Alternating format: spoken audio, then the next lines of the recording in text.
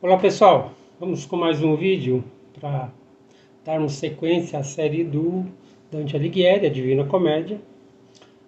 O último vídeo foi a primeira parte do Purgatório, né? Nós falamos um pouco sobre o conceito e também fomos até o Antipurgatório. Então a partir desse vídeo nós vamos começar sobre o Baixo Purgatório, Médio e até chegar no paraíso lá, né? Quando o Virgílio se despede do Dante.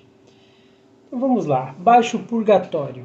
Então, ao passar pelo anjo, né, os poetas se encontram no Baixo Purgatório, onde estão aquelas almas, né, daqueles que perverteram o amor. Então é o lugar dos orgulhosos, dos invejosos, dos irados e dos rancorosos, né? Eles são obrigados a carregar enormes pedras, né, em suas costas, e por causa do peso, né, dessas pedras, eles são forçados a caminhar de cabeça baixa, olhando para o chão.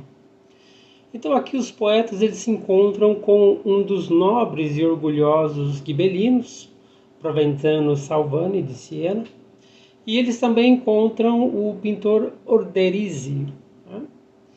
No segundo terraço, já a partir aí do canto 13, encontraremos então os invejosos, né? O Guido del Duca, provavelmente o filho do Giovanni del Guido, ele está entre os invejosos, né? E ele representa o invejoso que sofre com a alegria dos outros, né? E também tem o Rinieri del Cabodi, que tinha sido um guelfo, né? Nesse terraço se ouve o freio da inveja, né? Que são vozes que ecoam, ecoam o grito de Caim, né? Então, por exemplo, abrindo aspas, serei fugitivo e errante pela terra, e qualquer que comigo se encontrar me matará, fecha aspas. Então, esse verso fica ecoando, né, ali entre os invejosos. E assim como Caim, né, tem também um outro personagem que chama Aglauro, né, que na verdade é uma das 3 filhas de Cecropes, que foi o rei de Atenas, né, e que por inveja virou uma estátua, né? Então também há esse outro grito, né, esse outro verso que é gritado e que fica ecoando nessa região, né? Que é o seguinte, abre aspas, eu sou Aglauro que me tornei pedra, fecha aspas. Depois nós vamos para o canto 16, já estamos no Terraços dos Iracundos, né? Onde os poetas encontram Marco Lombardo, que pediu a Dante que orasse por ele no final de sua jornada. E segundo Ótimo, né, que é um dos comentaristas mais antigos da Divina Comédia, né, o Marco Lombardo era um nobre, amigo e conterrâneo de Dante. Era um homem generoso e cortês, mas de temperamento explosivo.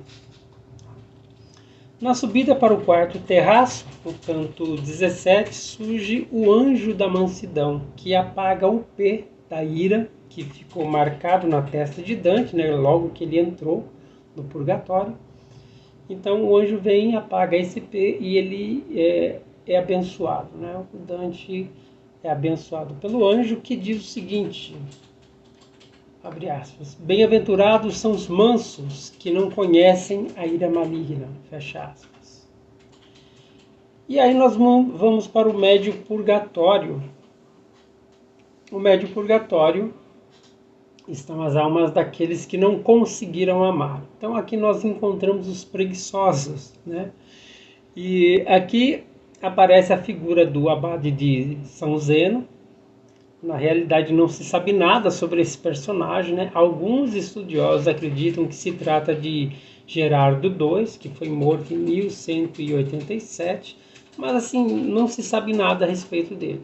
Então ele está lá como um personagem, né, no médio purgatório, né, representando aí os preguiçosos.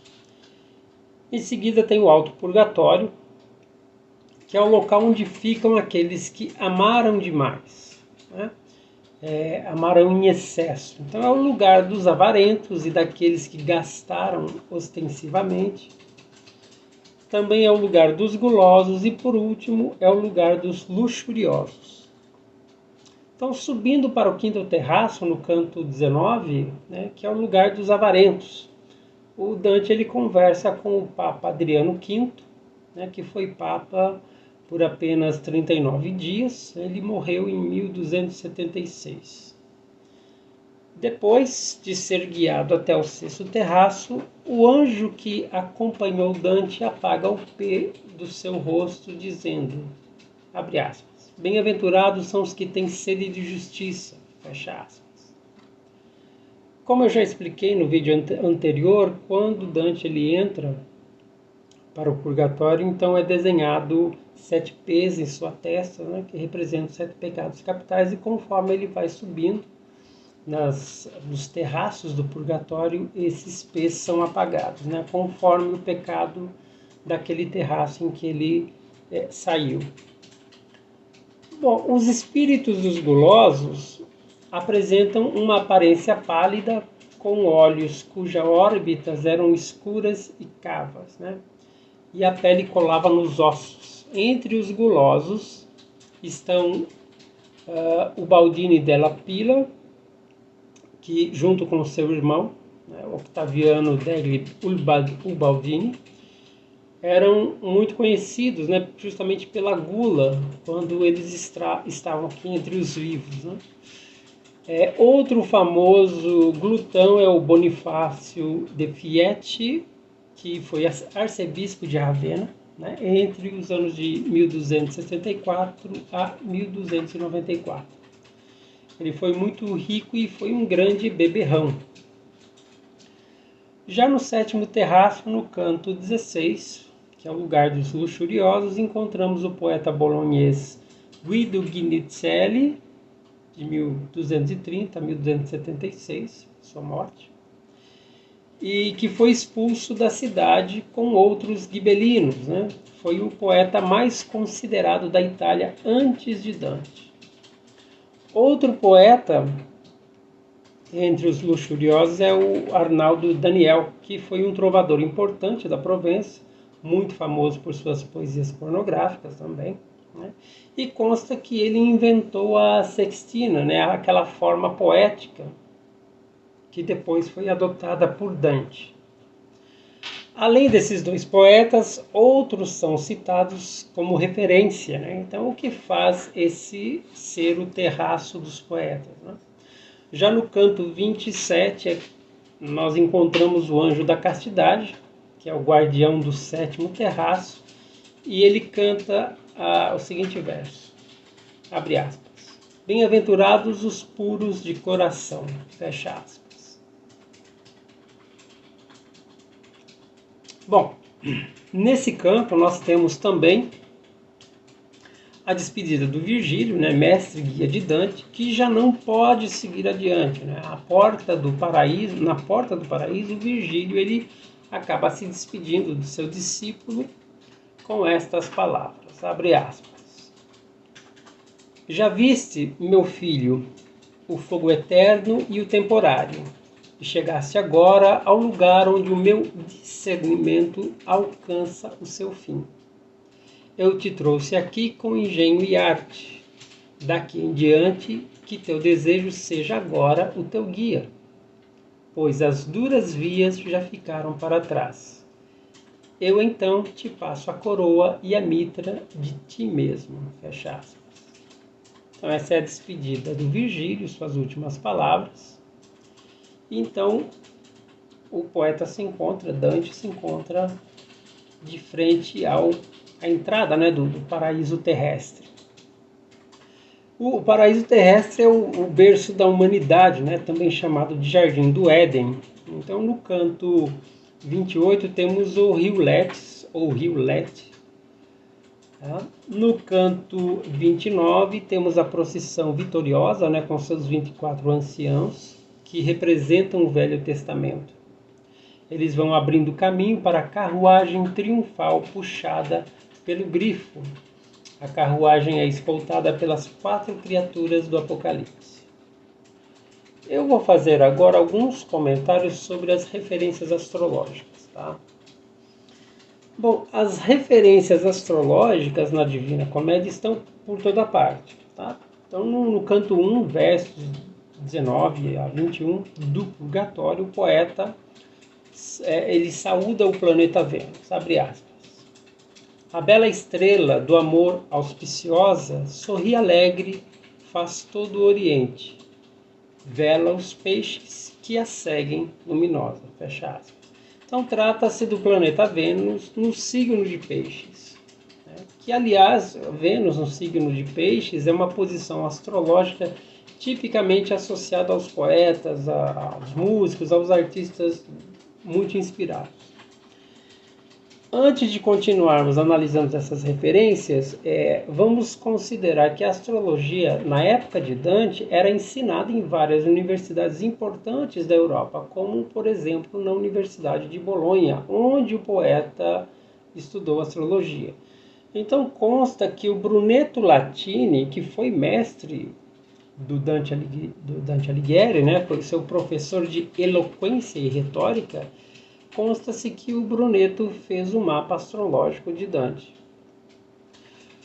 Como analisamos lá no primeiro vídeo sobre o inferno, Dante ele acaba encontrando com o seu mestre, o Brunetto Latini, na terceira volta do 7º círculo, né, que é onde ficam os condenados, né, os sodomitas, né?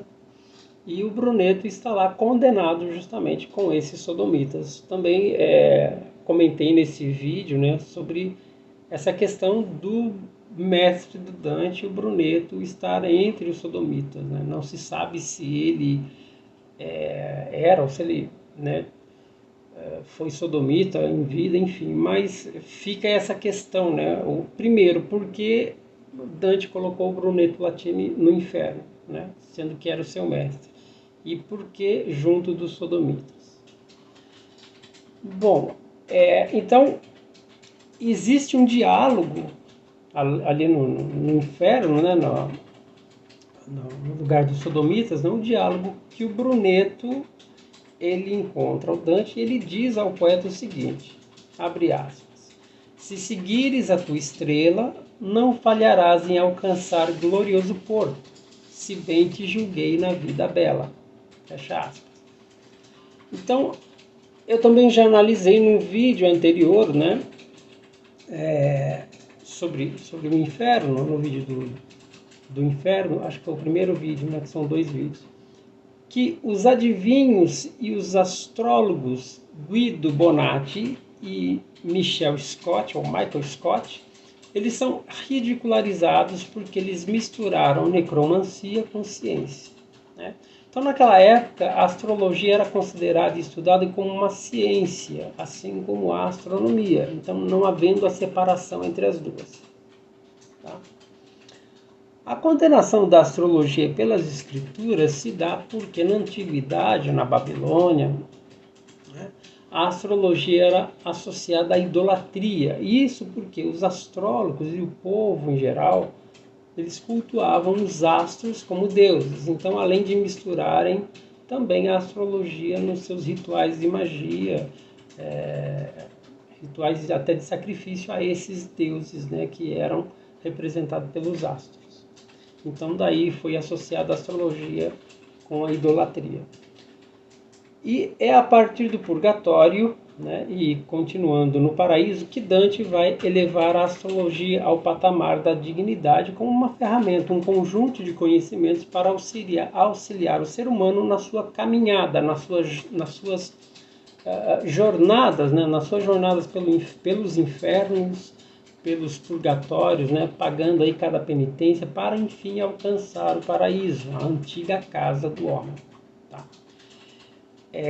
Então, só fazendo um parênteses aqui, assim como lá no Velho Testamento, né, nós encontramos essa condenação da astrologia por conta da idolatria do povo na época, né, dessa associação da astrologia com a idolatria, também nós vemos referência, por exemplo, no Evangelho de Mateus, quando fala sobre os 3 reis magos, né?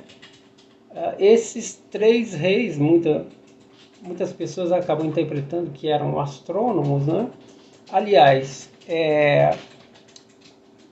há alguns vídeos, né? Algumas pessoas, mesmo quando vai falar de Dante Alighieri, Divina Comédia, acabam não tocando nesse assunto, né, de astrologia, acaba omitindo isso, ou por falta de conhecimento, ou por conta das suas próprias crenças religiosas, né?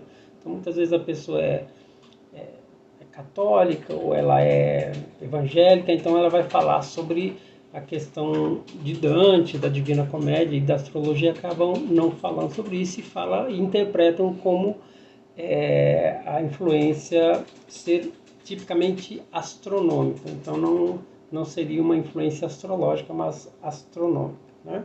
Da astronomia.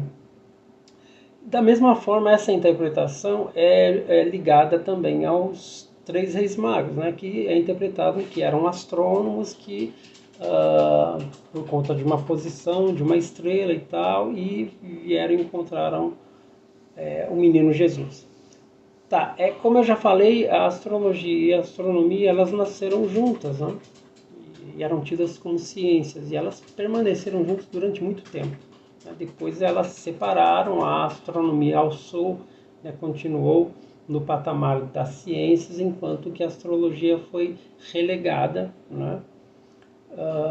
Mas enfim, os sábios, quando se diz sábios, né? Os reis, os sábios daquela época, eles eram considerados sábios porque eles tinham muito conhecimento sobre muitas coisas, sobre as ciências daquela época. E isso incluía, inclusive, a astrologia, né? Alguns astrólogos consideram que essa estrela que os magos viram, né, e seguiram, essa estrela de Belém, né, na verdade o planeta Júpiter, que estava muito próximo à Terra, ao planeta Terra naquela época, enfim.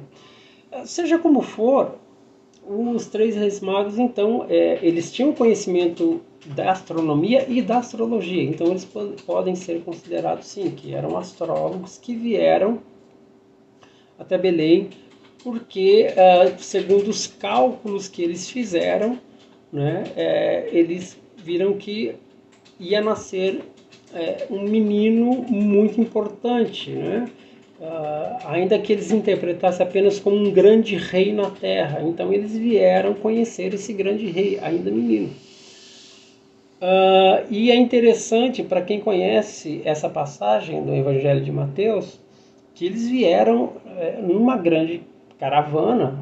Claro que não há detalhes, mas é como eles eram reis, eles eram pessoas ricas, né? Na época, então, eles não vieram sozinhos, até porque as viagens que eram feitas, né, longas viagens, eles vieram do Oriente, então tinha muita dificuldade na jornada, né? Assaltos, criminosos, bandidos, então eles vieram com uma caravana, né, com camelos e uma série de provisões, de escravos, de empregados, para conhecer ali o menino Jesus. Então, o rei Herodes, na época, ficou sabendo que estava vindo uma grande caravana de 3 reis do Oriente, e aí ele interviu e pediu que, se esses reis magos encontrassem o menino Jesus, que o avisassem para que ele fosse prestar também a sua homenagem, né? E os 3 reis magos foram encontrar o menino, prestaram homenagem ao menino Jesus, e cada um deles, né, entregou um presente, incenso, ouro e mirra, que eram presentes que muito simbólicos, né, representando o sacerdócio de Cristo, representando a santidade de Cristo, enfim, tem toda uma simbologia envolvendo isso aí. E quando eles retornaram, Deus mandou um anjo para avisar os reis magos que eles não fossem falar com Herodes, né? Então, os reis voltaram para o Oriente e Herodes ficou sem saber onde estava o menino Jesus. Então, existe essa intervenção de 3 personagens, reis, né, astrólogos de conhecimento, né, da astrologia, da astronomia, que tiveram aí esse papel importante, né, e no Evangelho de Mateus. Então isso é bem interessante. Voltando aqui com relação a Dante, então existe esse tipo de interpretação, né, que se interpreta apenas do lado astronômico, mas acabam omitindo essa questão da astrologia, tá? Então o que acontece? Não importa onde o ser humano ele esteja, é natural que ele esteja sempre olhando para o céu, mirando o céu, buscando alcançar o seu paraíso, né? Antes perdido, mas que cada um tem a oportunidade de reconquistá-lo, né? E essa oportunidade também ela veio aí com o nascimento de Jesus Cristo, né? Ele que veio fazer esse religare novamente, né? Por isso é chamado Filho do Homem, né? O Filho do Homem sendo Adão e assim por diante.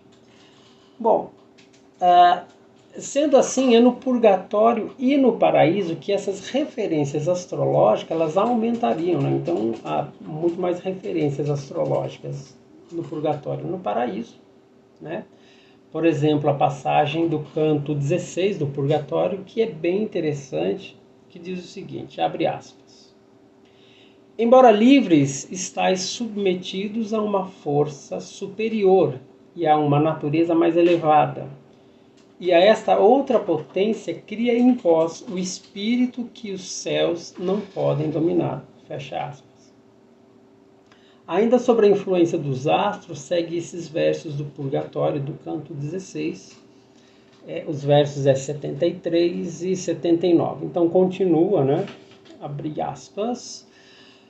O céu inicia os nossos movimentos. Não todos, na verdade.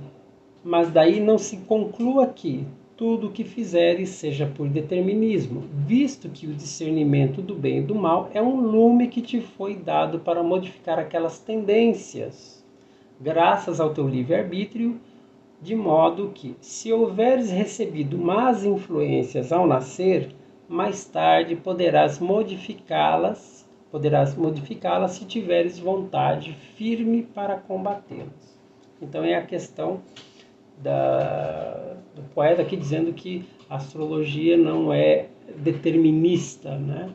Ela tem a influência, mas a partir do momento que a pessoa tem conhecimento sobre essas influências, ela pode alterar ou pode trabalhar essas influências maléficas, né? Essas influências ruins e contornar essas situações. Então eu penso que não apenas o homem sofre, né, com as consequências da queda, mas toda a criação. Então, sendo assim, os astros, os planetas, eles também reverberam a sua força sobre nós.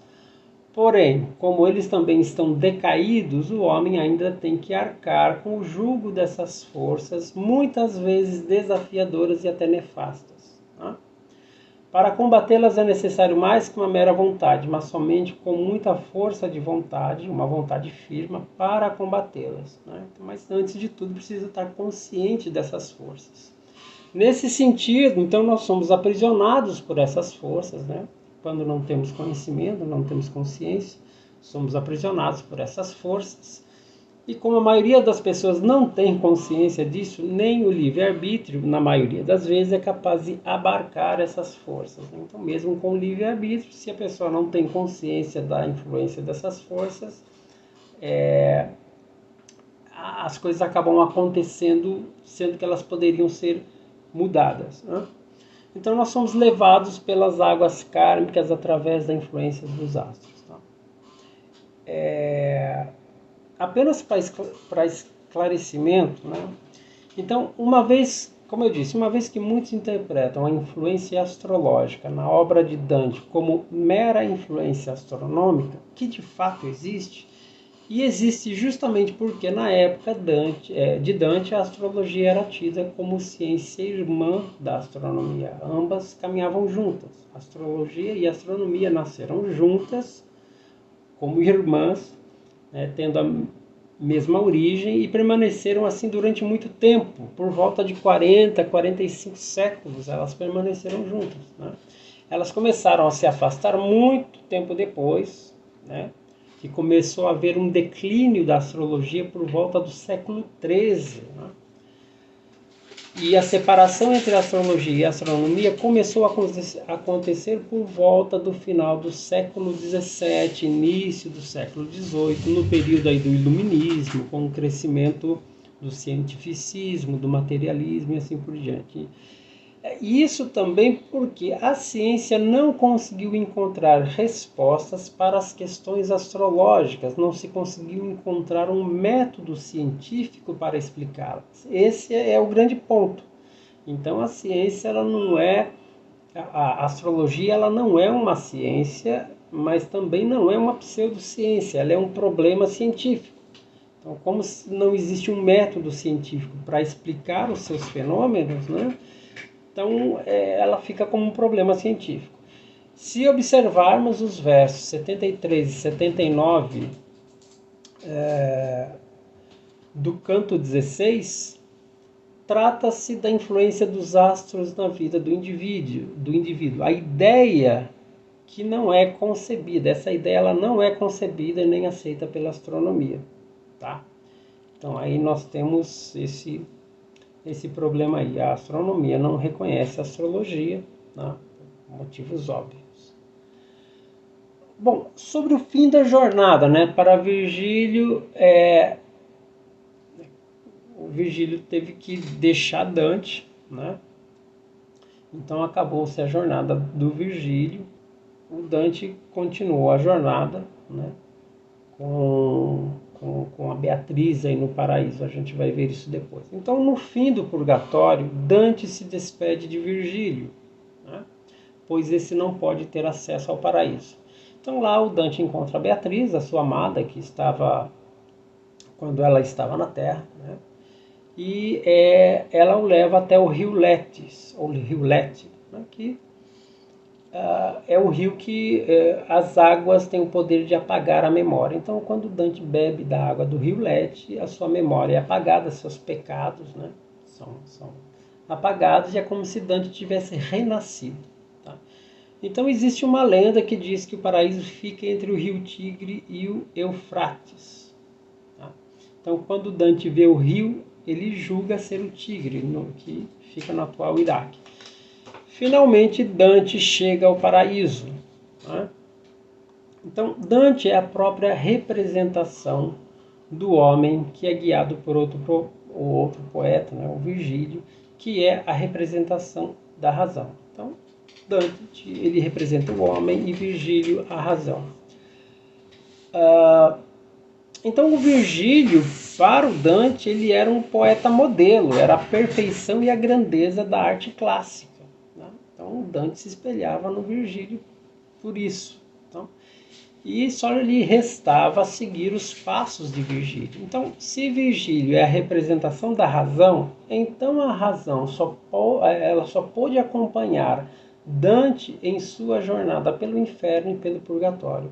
Para entrar no paraíso, Virgílio precisa deixar Dante, pois não é permitido a sua entrada. Ou seja, a razão humana não entra no paraíso.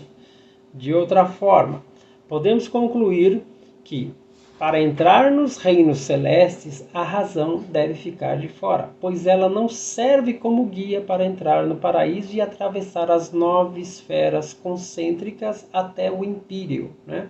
Que é uma região que é além do universo físico. Então aqui a Beatriz, a representação do amor, é que se faz presente como a guia do poeta, né? E o que vai guiar Dante, então, a essas esferas do paraíso, já não é mais Virgílio, mas Beatriz. É quando a razão dá lugar ao amor. Né? Então é isso, pessoal. Mais uma vez, obrigado. Acho que apagou aqui a luz, não sei. Enfim. Espero que tenham gostado do vídeo. Deixem aí os seus comentários, façam aí as suas críticas. Se gostou, deixa o like. Se não gostou, dislike, enfim, isso tudo. E a gente vai continuar então em breve finalizando a jornada de Dante, né, no paraíso. Provavelmente serão 2 vídeos também, né?